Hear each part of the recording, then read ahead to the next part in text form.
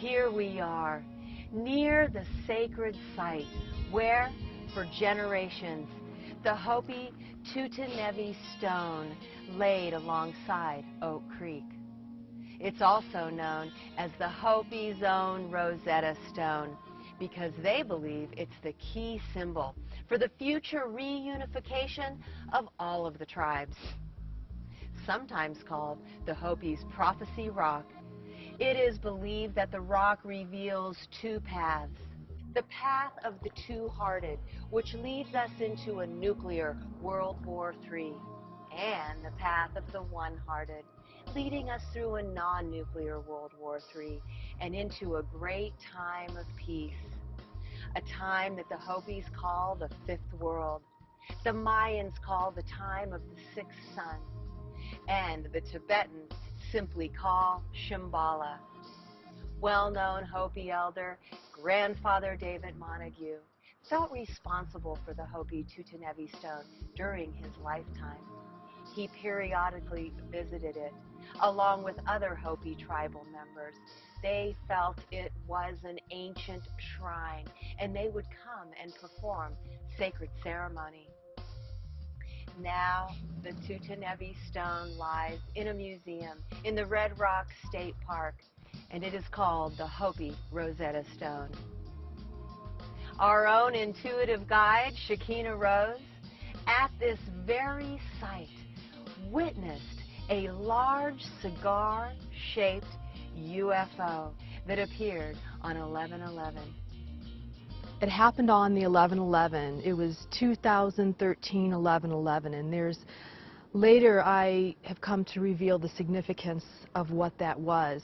And on that day, I was here at Cathedral and high on the mountain, and what I saw, and just on a day just like this, completely clear blue sky, there was not a cloud in the sky, and appeared this kind of large cigar-shaped craft. And what was unusual was it was moving, it was very low to the mountain. As you can see the mountaintops here, it was like low to the mountaintop. And it was also moving unusual, like really kind of slow. I was with another person who spotted it at first, and we looked at it, and it startled me a bit to see this because I was so high on the cliff. It's large, it's moving very slowly. I actually hid for a moment, and then I realized maybe I'll never see it like another ship like this again. So I walked over, and I stared at it. This person and I, we just stared at this ship,